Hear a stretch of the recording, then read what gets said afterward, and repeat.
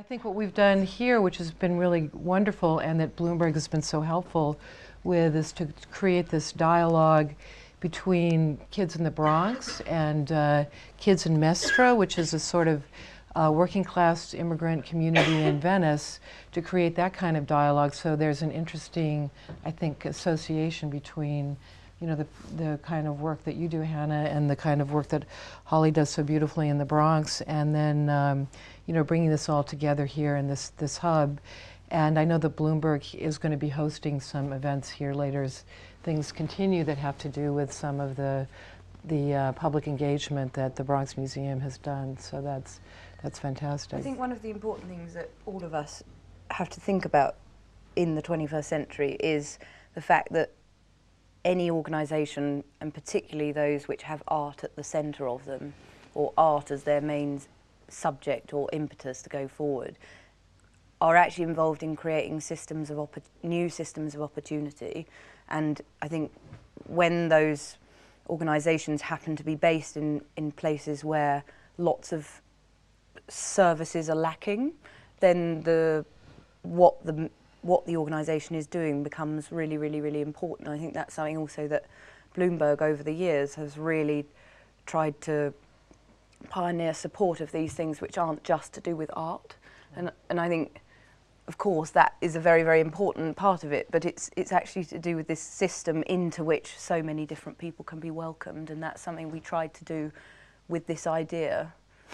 I mean, I think that we've done some of what we set out to do, and I think if we did it again, we could augment all the things where I think the concept is really strong, that there's a system which can create these art environments, but also beyond that do so much and welcome so many people, whatever their role is within that system. And I think for young, particularly in Peckham, I mean, one of the things I've just only started to do is to think about ways in which local kids, for whom creativity is a really important thing, but they just don't know how to go about harnessing that and making a life out of that thing. Right. So, I can talk a little bit about transition. I mean, traditionally the museum has had massive connection to students. They focused for years on high school because they felt that if they didn't connect with them through high school, they had no choice post, because a lot of the kids don't necessarily go to college, and they're not necessarily employed. So it's very clear to us that over this 7-year period that it makes sense to start way early, really, really early, like even early childhood, and we're developing programs related to that, different age groups, because they become lifetime goers.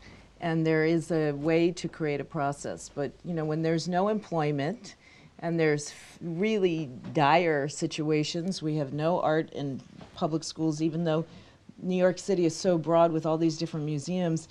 Manhattan museums assume that the groups from the Bronx go to Manhattan. There is a huge schism even to leave your neighborhood, and transportation in the Bronx north and south. I'm just giving you sort of the demographics of how difficult or interesting of a problem it could be to solve. And we work really well north and south. We do not work well east and west. There's really a little tiny way. The only way to get around east and west is either through bus, walking, or gypsy cabs. So we do a lot of marketing with gypsy cabs on the radio to get people involved with programming. We are exploring all kinds of guerrilla activities with marketing and different ways to make these kinds of connections. But the curatorial department, when I arrived at the museum, and I think that this is sort of breaking down the basic structure of a traditional museum, which is curatorial was over here, education was over here, the two never met.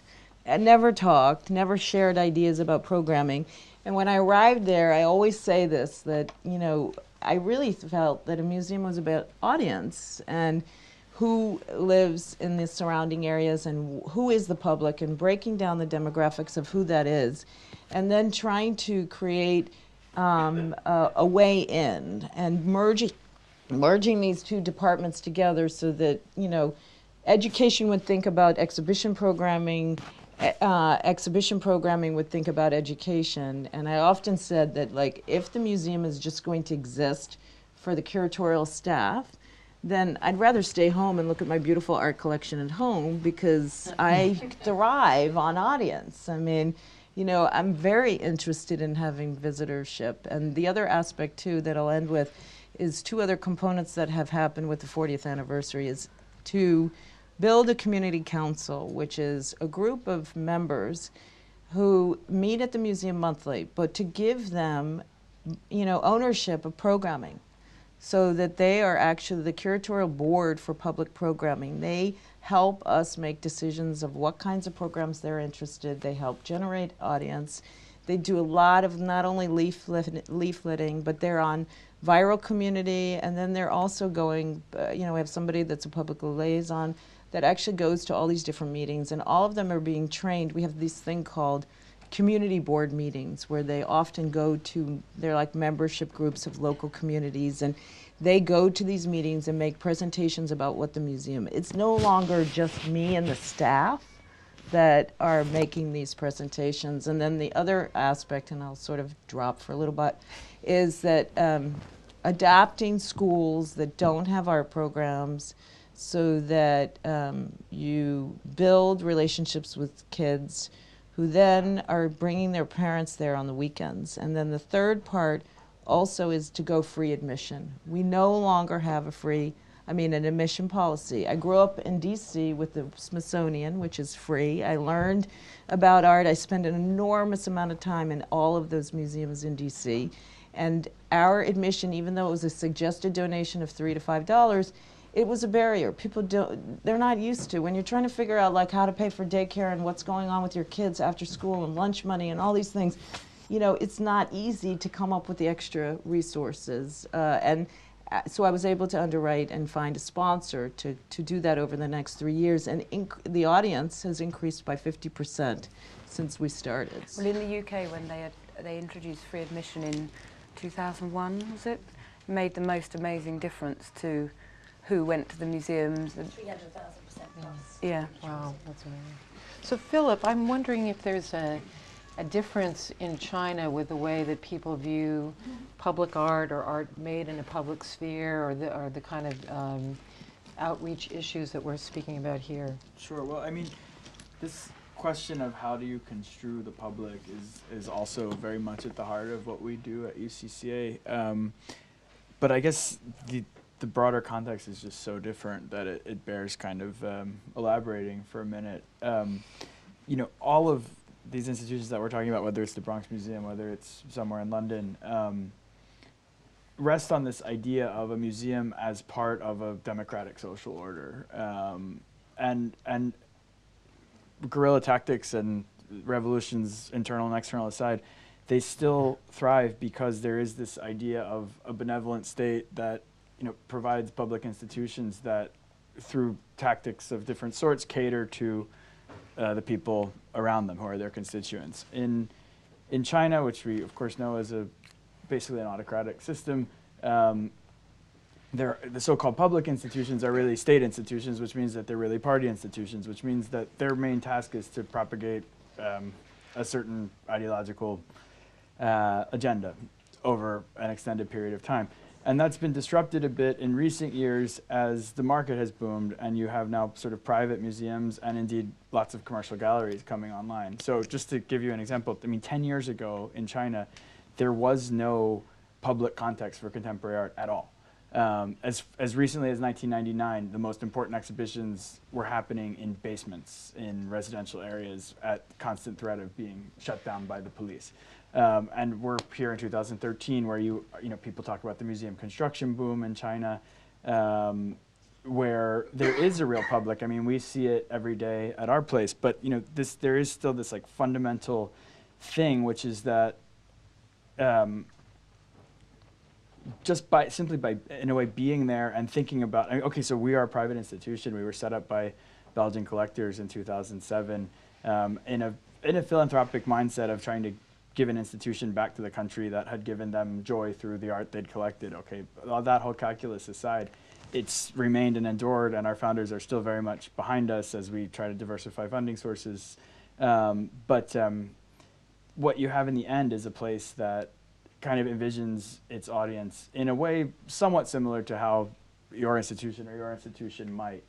It's not about really engaging with underprivileged communities in the same way, because it simply hasn't gotten there. For example, we're not allowed to receive school delegations. At all. No, because we're off the pale, politically. But actually, it's, of course, it's mediated through insurance. Like I think you could actually, even in China. But we do kids programs that are completely full every weekend, and that are somehow different from even the painting classes that still happen in this sort of youth palace system that's left over from an earlier time of communism, which are known to the parents who choose them as places that will help open children's minds, as opposed to kind of rotely teach them how to draw and paint, which is what they get, Monday through Friday.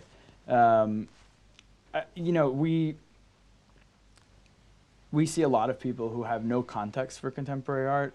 In that way, I guess we're quite similar, who maybe think that contemporary art as concept, or our version of it as institution, is somehow inherently foreign or Western, even though the majority of our program is with Chinese artists. So there's just a lot of those kinds of suspicions to negotiate and overcome. And I mean, I think we see this also in Hong Kong as they move to construct a major museum there, M+, which is in a way kind of like crystallizing a lot of the anxieties that people in the region are feeling about what it means to build public institutions for societies where the public is not construed in exactly the same way as in this kind of Anglo-American or Western liberal order. Because the basic question of the museum is what it means to be a citizen, really. I mean, what kinds of experiences and judgments one needs to have access to or to be able to make in order to participate effectively in a society. I mean, at least that's like an older conception, which is maybe Right. breaking down, but Or being refueled. sure, right. So yeah, I don't know. So in a way, I mean, we feel a little bit strange because we are somehow external to this question of citizenship in China, but it's maybe it's a voice from the outside that allows people to kind of go back into the order in a different way. And it is a testament of how open things have become, that a place like ours is allowed to exist, and not even allowed to exist, but like frequently visited by very high-ranking members of the Politburo who, at least in theory, believe in creativity, and thus art as the kind of epicenter of creativity, as a way to fuel an ongoing series of economic developments. So it's, and that's the kind of wonderful thing about the epistemological order of like the moment we live in, is that there are all these weird slippages back and forth. Like, for example, in the early 2000s, when Jiang Zemin's theory of the three represents, which was like a justification of party rule for the next 10 years, was enshrined, there was one piece of it that said the party represents the most advanced means of production. And somehow this provided cover for a whole bunch of projects that were about video art, right? Because somehow that was, there's this kind of like free interpretation that happens inside a set of ideological guidelines, because there is no absolute truth. And that's, and then you add to that the fact that we can do things like build walls overnight for very little money, or just have this giant public simply because of the visitor flow. I mean, we're in this area, so I guess finally to what you're asking, we're in this area of Beijing called 798, which was a warren of factories, and is now, anyone in this room could get in a cab in Beijing and just write the three numbers 798 on a piece of paper, and a cab driver would take you there. So there is like this zone, and they would know that it's where contemporary art happens. The fact that there is such an open space where this kind of thing is allowed to go on is a huge testament to how far things have come, but it also means that we get this public which has this kind of vaguely unarticulated interest in something that might be called art. And those are the people who we try to get from, we have this sculpture of three dinosaurs in cages in towers out front, which is left over from an earlier moment in our institution's history, but which is it's kind of the landmark of the entire area. And, a lot of what we do is trying to get the people to come from the dinosaurs, through the door, and maybe even into the exhibition spaces to see Duchamp, or to see the mid-career retrospective of a major Chinese painter, or, come this fall, Tino Segal. And that's, it's more steps than you might think. I mean, I have one question about China in terms of what public, outside the sphere of contemporary art. I mean, is there something that exists that is public art in China as a whole, outside of the Western influence? Like, commemorative. Sure, absolutely. No, and there's a whole, I mean, it's actually funny in the context of 798 because the reason there's even an art district there is because professors from the sculpture department at the Central Academy, who have always made their money not by teaching classes but by taking commissions for public art in cities all around China, set up a foundry there to, start realizing these. So there is this whole idea of public art as urban sculpture kind of in cities all around China, and it's its whole own I mean, similar to the kind of public art conversations we have in the West as well. But I don't know. I don't think that term has really been unpacked so smartly there yet. I mean, one thing that, just to sort of shift over to the Biennale, I mean, one thing that's sort of interesting is that the Biennale itself, in a sense, is a piece of public art. People are presenting things. I mean, there's a gallery kind of context within the pavilions, but the pavilions themselves have a kind of public presence. And I think what Sarah did with her pavilion is so interesting because she both has the kind of gallery experience inside the pavilion, and then also she turns it into a piece of public art as you go outside of it. And there's such an interesting transition between, you come to the pavilion, you see the external aspect of it, which is quite public and kind of a communal expression. Then you go through and you have this very private experience. And then the final gallery, where she's opened up, she's taken off a wall, and you can see into the patio and into what the public piece is. So then you've got this sort of merging of those two spheres, the gallery sphere and the public sphere. And then, and that sort of, creates this interesting kind of parallel between what is the gallery experience and what is the public experience. So, I'm wondering if, what you think the difference is between a kind of a gallery and public presence in art. I mean, what's the difference between public art and what is in a home, a gallery, or a museum? Well, I mean, I'd love to hear also from Hannah, because I'm curious about the parking lot and how that works. But just briefly, look, the Bronx is noted as the center of graffiti art in a big way, and that's probably the most concentrated, while every little corner has a traditional monument in each neighborhood. I know for a fact that none of the people who live in those communities even know what the monument is there for. They certainly know what the tag wall is, and they know who did it, and they relate to it in a very different way. So there is a very famous story about John Ahern and Rigoberto Torres making public art and placing it as a commission project, which are these two statuary-like gold, casts of guys with hoods, hoodies, and pit bulls. And that was placed in front of a police station as a % for Art project that was going to be permanent.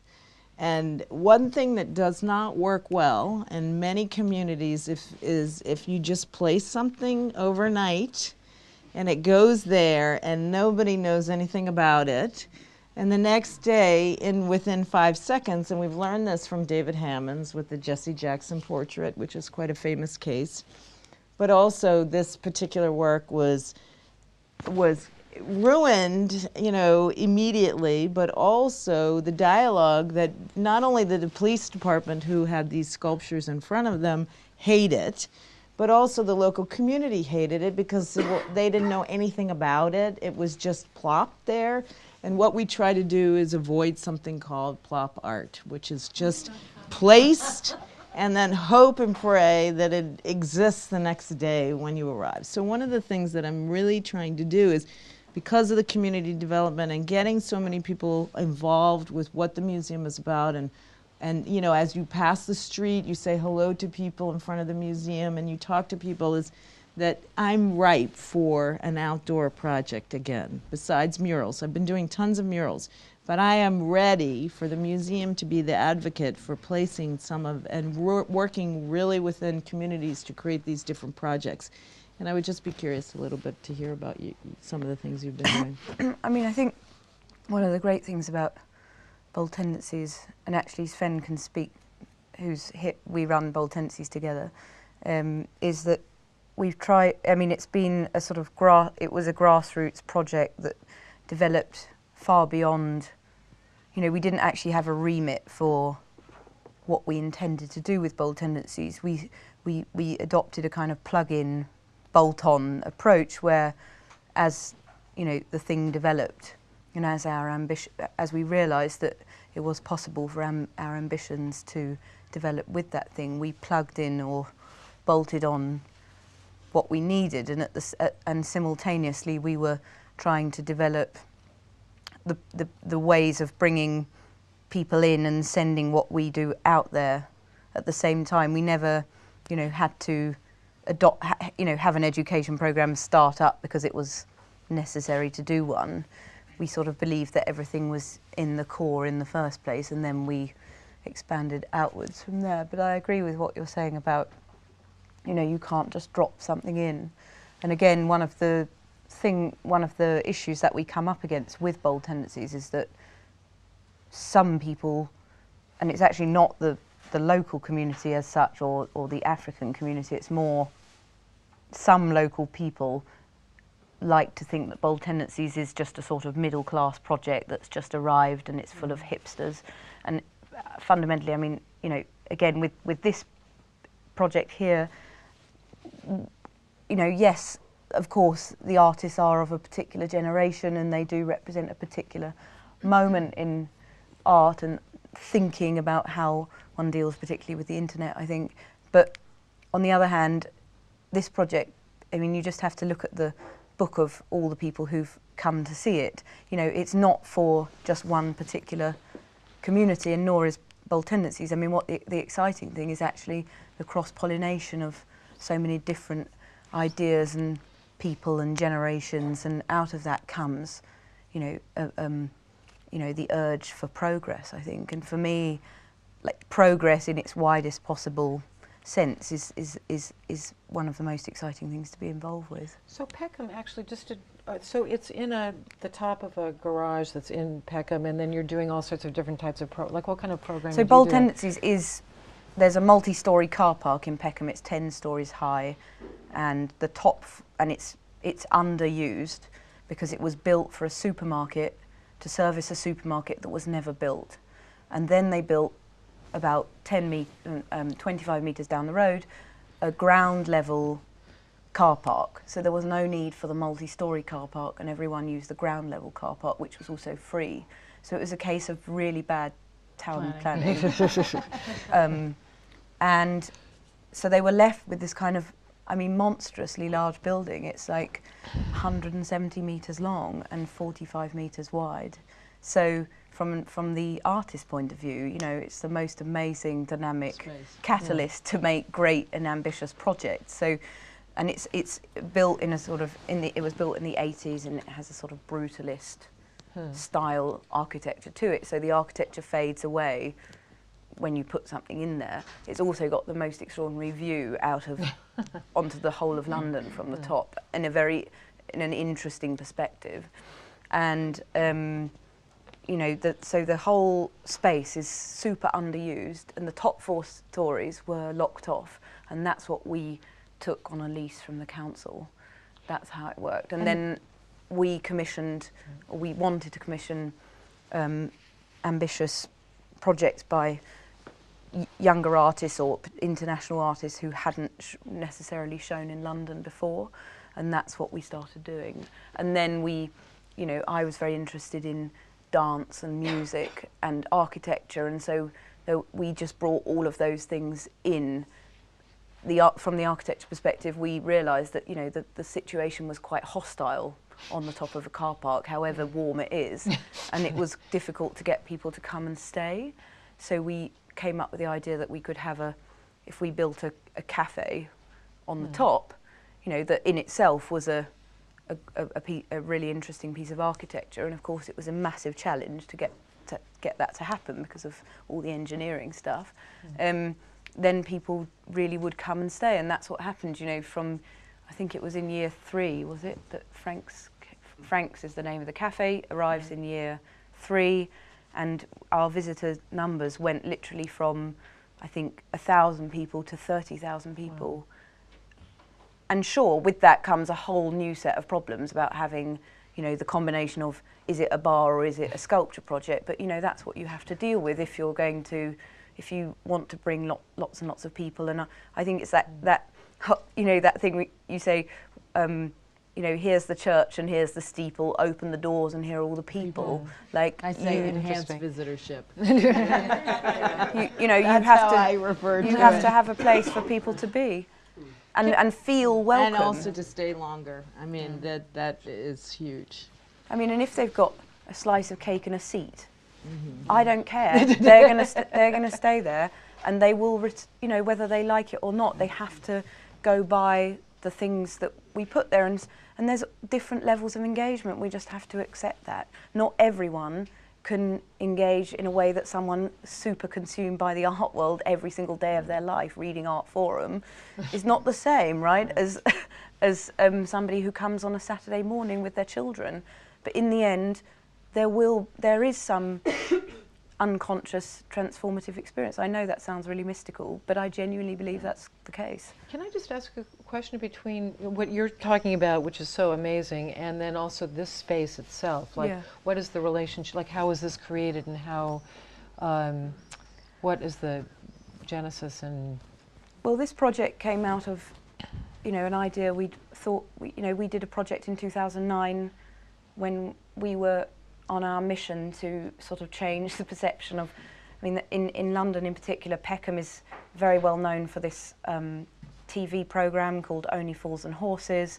Everyone makes a lot of jokes about that. If you say the word Peckham, it's also known for being, you know, it has some significant gang culture. It has been the site of a number of major murder cases. That's not to say that murder doesn't happen all over London, but there were some very difficult cases that were all in that area. So we have a similar connection there. Exactly. So it's like negative stereotypes. Super negative, and that when we started doing all our things in Peckham, we were not the first people to do things in Peckham. You know, there has been a very, very alive artistic world there, you know, since William Blake apparently had his vision on Peckham High, you know, when he saw the angels in the tree. But, you know, we really wanted to, because we felt we were going to do a lot of work in Peckham with with the gallery in particular, in the first 2 years, we were just endlessly bringing people we would meet around the world to Peckham when they came to London. And so we thought, one of the things we could do is bring the word Peckham to the Biennale, and in 2009 that's what we did with our Peckham Pavilion. That was our concept. And then after that, a number of people said, oh, why don't you do it again? And we thought, well, you know, it was a sort of elaborate joke, really. We couldn't possibly repeat that. But we did like the idea of providing a space in Venice that didn't exist before, which is, there is no place here where you can get a coffee, sit down, meet your friend. You know, there isn't a place, because it's very, very, the art world here is more stratified, I think, than it is anywhere else in the world on the international art calendar. You know, you see the hierarchies between people, and we wanted to make something that cut away all of that situation and opened its doors to everyone and welcomed as many people as possible. And what about the design, the curated aspect of the well, spaces themselves? we also, in Peckham, there's the community of organisations and galleries, and I mean, Ben knows a bit about this, and Georgia and Sam and Taki, who are here. You know, there's a very, very diverse creative situation there, with lots of different organisations all trying to do really interesting work, and they're all very different to each other, but we collaborate a lot, and everybody has very different skills. So when we decided to try and do something for the Biennale this year, we didn't want it to be just our gallery. We wanted to say, why don't we all contribute what we can? And so Ollie Hogan, who's part of an organisation called Lucky PDF, he really worked with the artists on bringing this together, and we worked on, you know, the logistics really of it, and lots of other people have come in to contribute different elements of what we wanted to do here.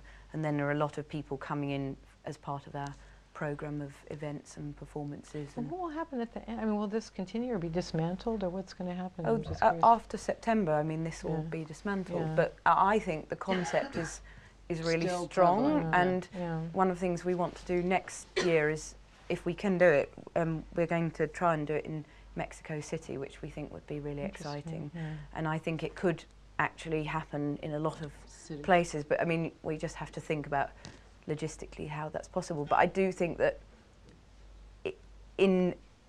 at an event, at an art event where there's so much going on already and there is a defined structure of what one's supposed to do and how one's supposed to behave, it's always interesting to bring in something which is a new situation or inspires. I just added a spot, a little cubist, Contribution. fascist contribution to your, Okay. sorry. So I think, I mean, it's a little, you know, it's not supposed to be a subversive act or anything like that. Right. It's supposed to be a contribution. And And it's temporary, so. It's temporary, and I think, you know, for me also generosity Right. is a really, really important part of being in the art world, like contributing something else, not contributing everything everyone else contribute, you know, trying to do something new. And whether when you try and do something new, it takes a long time to make it great, but you have to intend to make it great in the first place. I remember the first person who ever gave me a job, actually the only person who's ever given me a job, said to me, you must always think it's not about something being good, it's about trying to make it great. And that's what I've always tried to do. I mean, the same with Bold Tendencies, you know, it's not perfect, it is very flawed, and it will take many more years to make that, you know, the amazing thing that it will be. But if you don't start and you don't take those risks, it's like what you were talking about to do with, you know, having the, you know, bringing the education department and the curatorial department together. I mean, you know, if you don't go headlong into the problems, you're never going to find the solution. I think that, you know, when you find a really good idea and or a good concept, then you can run with it. And I don't think there's anything wrong with repeating if it's good. You know, it's like Bold Tendencies was started out as just a single exhibition. And then we thought, well, why don't we just say Bold Tendencies 2? And then we get another chance to do all the things we think at the end of the project, or we know that we should perhaps have tried. And then you go on like that. And in a way, that's a bit what's so great about the Biennale is that, what are we now, like year 54? Yeah. And still it goes on developing, and 55, sorry. I think it's great that we all still get to be, you know, that the experience of being a pioneer is still possible, given the vast, you know, amount of experience that's already happened before us, that we still get to pioneer stuff and go, and, you know, that we still get to feel, you know, that we can be part of a progress, and at the same time that we can be part of a type of, you know, a way of, the generosity of art and artists. I mean, you know, I really admire the courage of people. I mean, I don't make art and I will never know what it's like to make art, but one of the main reasons we do what we do is because we admire the courage of artists to show us what the world is like in a completely different way to how we think about it. And that's why we go on looking at art and thinking about art. And that's why art continues to be relevant and important. And that's why we're all part of this system of supporting the making of art in the end, and what it does beyond just doing what it does, if you see what I mean. Well, I often say also, too, that the word no is not in my vocabulary. So you have to really kind of think about it broadly. I also try to not use things like outreach and inside, outside, outer borough, all those kinds of terms, and that's sort of probably why engagement has become more of a kind of cohesive word, that because you're engaged the minute you leave your front door, no matter where you are in the street. And I truly believe that it is my responsibility. I'm, you know, about talking about civil society, you know, taking people out of certain groups where for years they have been the oppressed, and there's no way to make that change, you know, whether it's a class system or not. And then art providing that opportunity. Why people are so engaged in contemporary art is they're bombarded by imagery all day long, and there's a direct link with contemporary art. I mean, I really firmly believe that it's something that everyone really can understand, and I just feel that, and should have an opinion, really, in a big way. I mean, that's sort of the basis, and working with young people and seeing them charged, and that was with the connection with the Venice teens here. The Bronx Museum has had a really interesting teen program there. It's a paid internship.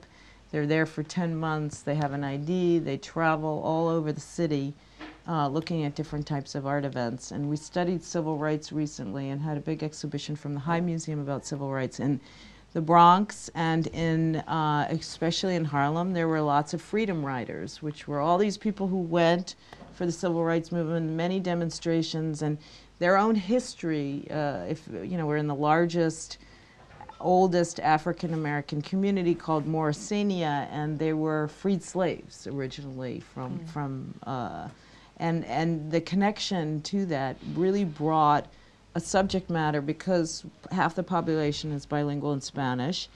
The first generation of immigrants came from Puerto Rico. They're very politically active, and there was an offshoot of the Black Panthers called the Young Lords, and they were artists and poets, and in the 70s they did the sanitation strike because they had no services in their neighborhoods, and so they became politically active. And what we're doing now is a major exhibition about this group, but it came from a link where our own community asked us, well, where are the Young Lords in this civil rights movement, and shouldn't we be exploring the connection to that? So allowing these kinds of topics to come up that are very relevant, I think, is something for me. And these are all in the Bronx. These East Harlem and the Bronx. You probably have seen lots of photographs of them because they wore berets. They sold a newspaper on the subway called El Palenque, and they were mostly poets, and now today some of them are newscasters, you know, some of them are lawyers, right. But they're all interested in kind of hearing. What they did was they created social programs such as lunch programs for kids, health care. Many immigrants coming to the United States had no services. You didn't even have an address, really. You couldn't put your kids in school in the late 60s and 70s because you weren't granted any civic liberties. And so that's something that since we were working constantly with a very transitional community, we're the largest borough where recent immigrants land because it's economic, because you can afford to rent an apartment there. And who are the recent immigrants? The most recent group, as I mentioned, are West Africa, but also Mexico. Mexico is huge now. In the early days, it was mostly Caribbean. It was Puerto Rico, Dominican Republic is second. Now Dominican Republic is first. And then also Jamaican huge. And that's how you get the fusion of music. One of the things that happened in the 50s to 70s is people did not have air conditioning. And in the Bronx, the windows were open. So it was very common to pass by a window and hear 3 different types of musics happening simultaneously. And that is really the formation for a lot of what hip hop and all this first generation of new music, actually Latin jazz, all the fusion of these different types of music were really heard because people were walking the streets and hearing music from different windows. So Philip, actually, could you just talk a little bit more about your organization? Because I have a general sense of it, but I'd just like to know more what the function is and how it operates and its mission and so forth. Sure. I mean, it's well, it's not a collecting institution. It's an exhibition-driven institution. We put together each year a program of around 12 exhibitions of contemporary art, and we try to walk a very fine line between the international and the Chinese. I mean, seeing developments in art in China from an international perspective, and presenting things from the international art world to a Chinese context in a way that's sensitive to its particularities. And we complement that with a huge range of public programs, which are everything from specialized talks that are related to the exhibitions to a really active film department that screens a lot of things that can't really be screened elsewhere. There's not an independent cinema system in China, I mean, of circulating them. And then programs that engage people at different points, children, students. And then actually we have a very active retail program which we should, I mean, which is great because it's kind of the way forward. So just Guy and Miriam Ullins, who are our founders, set the place up, 6 years ago, and it's we're kind of at this transitional point in the organization's history where it's, there's something there, and it's known and it's appreciated, but it's also we're trying to lay foundations for it to become more and more independent. And this is actually a big piece of that because our store is actually a kind of center for Chinese design. Which is, so, what do you sell in your store? Basically products by Chinese designers. So like everything, I mean, furniture and objects and such. And yeah, it's fun because there's just, I know the question of design in China is articulated in a really interesting way, just because it's so, it gets drained somehow of political questions. It's extremely safe. You never get in trouble for talking about design. So but you can sort of through sidebar. Yeah, you can sort of talk about other things by doing subversive. that. But no, just to give you an example, I mean, like, so the beginning of this year, we opened with an exhibition called On Off, China's Young Artists in Concept and Practice. That was a survey of like 50 artists born since the death of Mao, and the youngest was born in '89. Really trying to show that, the art being made in China today is not necessarily recognizably Chinese, that it's engaged with the same media culture and that it interacts with things coming from all over the world in contemporary art, basically in real time.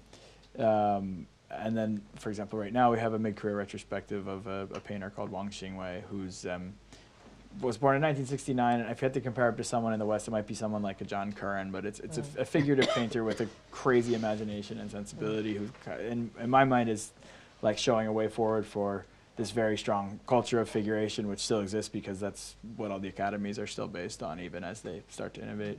And then in the fall, the big show is Tina Segal, so it'll be something that will be completely Really different. yeah.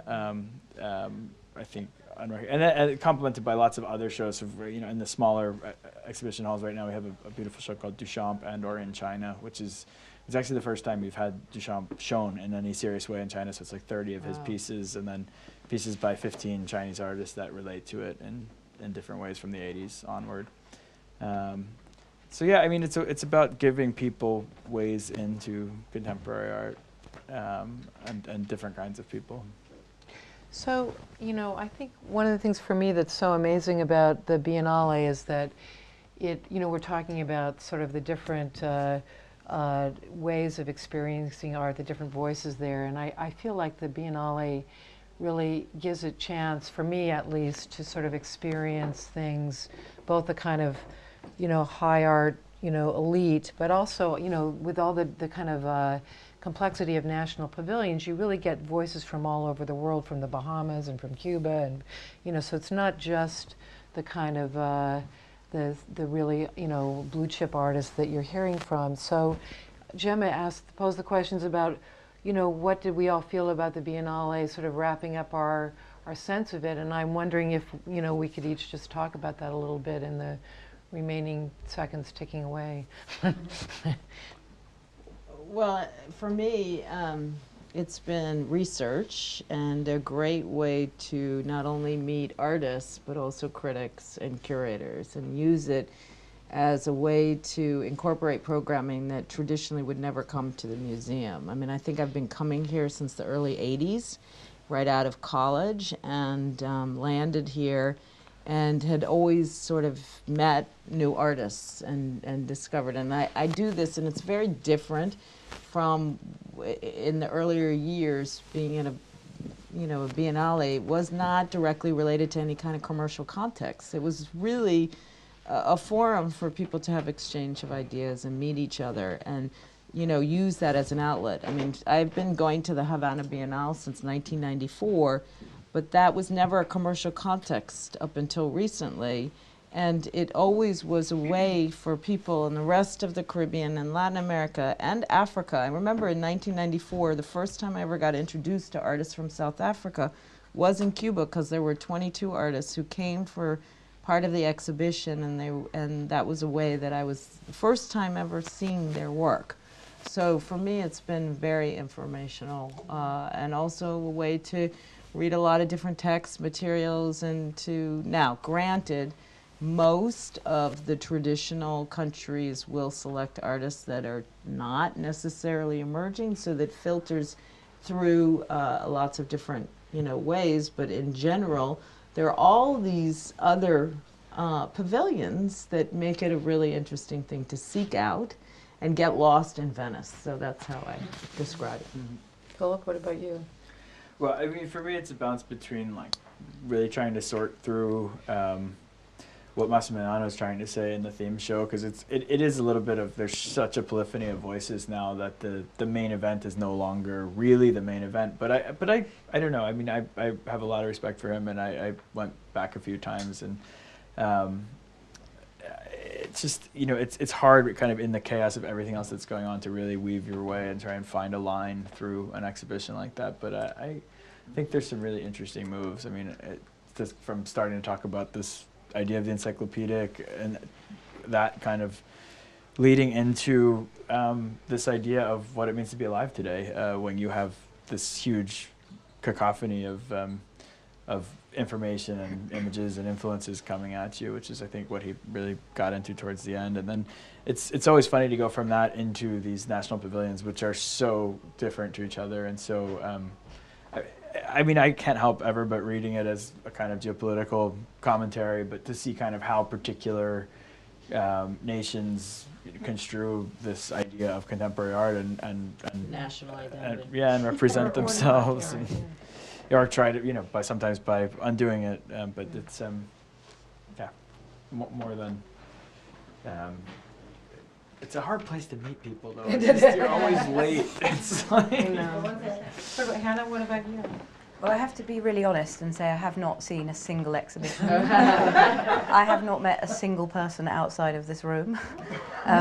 So today I'm going to go see everything. So I meet everybody. I don't have any comments to make about. I heard a lot about the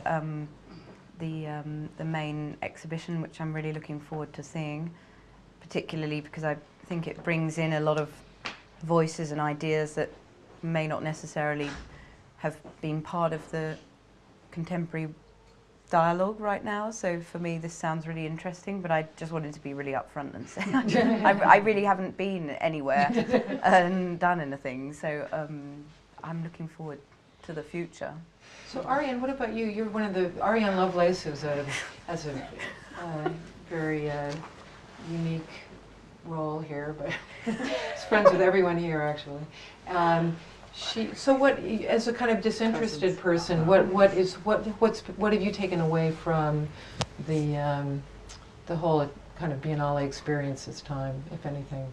Well, actually, I would want to go back first and start with something that's kind of run through the dialogue that you've all been having, which is something that I also feel very strongly. And I work for the Serpentine Gallery, which is a public institution in London, slightly differently positioned geographically, but also is really engaged with trying to make art accessible for all. And it's, I think, in each case, with the Bronx Museum, Hannah, with your project, with what the Ullin Center is doing, what the Serpentine is doing, and really with what the Biennale does as well, it's about art, but it's also about what art can do and the power that it has as a public resource, and not just as something that people engage with as art with a capital A, but also really as something that can inspire their own voice. And I think that's a very important part of the educational programming of any institution, not to kind of sideline it as such, but really with what any institution is doing and what the Biennale has the power to do as well, with really livening Venice up. And it's for the people who are there to see the art, but through the course of these talks as well, bringing in a Venetian voice and seeing how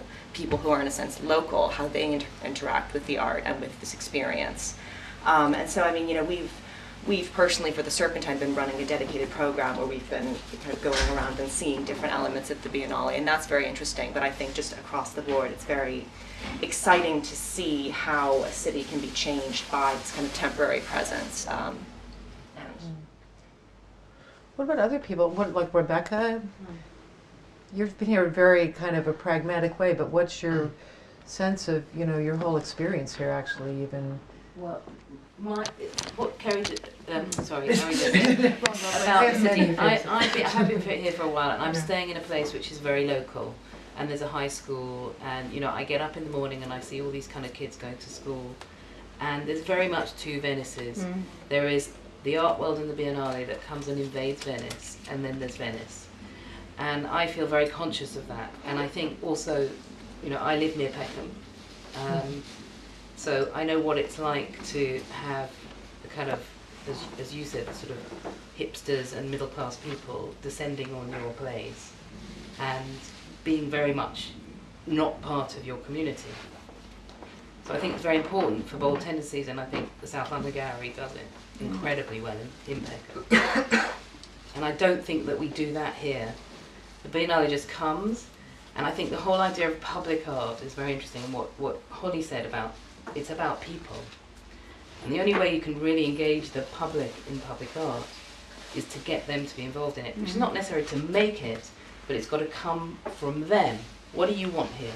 And you talk about plop art. I mean, there's a magnificent piece of plop art in Venice, which is just, well, I mean, some people may like it, but you know, you kind of come into Venice and you see this thing and you just think, what the hell do the Venetians think about this? And you know, everyone who's sat here, who's from Venice, everyone who I've met, and I go, what do you think about it? And what is interesting, it's a little bit like, you know, when we have Frieze Art Fair in London, and everyone goes, you can't do anything during Frieze, you know, you can't have a party, you can't get on a bus, you can't do this. And actually, it's not true, because there's whole parts of London, there's loads of people in London who have nothing to do with art, they don't even know that it's happening. And there are little bits of Venice where, you know, this sort of isn't happening, and there is absolutely no engagement, as far as I'm concerned, between the Venice community and the art community that's surrounded. And I think that, you know, projects like this, you know, this is a sort of start of something potentially very interesting, where instead of it just being 6 months or 1 week of the year, really, because, you know, everyone says after this week it all goes back to normal. You know, what can we as the art world do to in a city which is desperately in need of help? And when we talk about young people, you know, the young people, they go, you know, there's nothing for young people to do in Venice. So Venice is, as a city, is going to stop existing, because, you know, there's only 48,000 people left. As you know, and the very, very interesting statistic came up yesterday, which was a while ago, the mayor of Venice said, okay, anyone over 75 can get free transport, and Everyone got it. 35,000 people out of 42,000 people applied for it. So I mean, that's fascinating. So, you know, is there a way that this sort of monster that arrives in Venice, and I think the art biennale is more of a monster than the architecture biennale. But interestingly, the architecture biennale could invest in Venice in some way, and so that we're giving something back to this city. Otherwise, why are we here? You know, we might just as well be in Mexico or you know, so that's what. And I think that also has a real relationship to why, when we met the high school students here that we're connected to, only 3 out of, you know, 15 or 17 were actually from Venice. And that they transport themselves. They either walk or they take a boat from the mainland to come to go to school here. So we have the same sort of connections of transportation. It takes a long time to get from your home to school, in a lot of cases in the Bronx, because you're, you know, traveling different neighborhoods and as well. And that's why the free passes. Everybody knows that the park is used as a, you know, a walkway, really. Everybody uses the park during the off years, the Giardini. And the dogs go there, they walk there. I mean, I've been here off site, and that's mostly, you know, people running, hiking, using it as a garden space.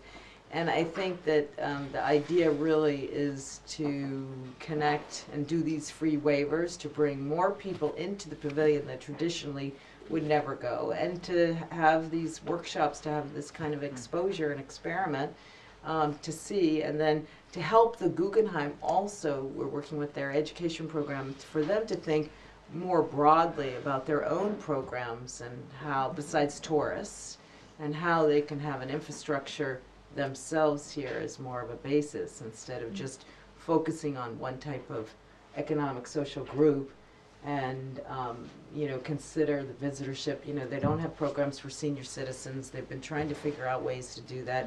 So I just sort of throw that out as a way to reconsider who, you know, post the opening this could be for in some way.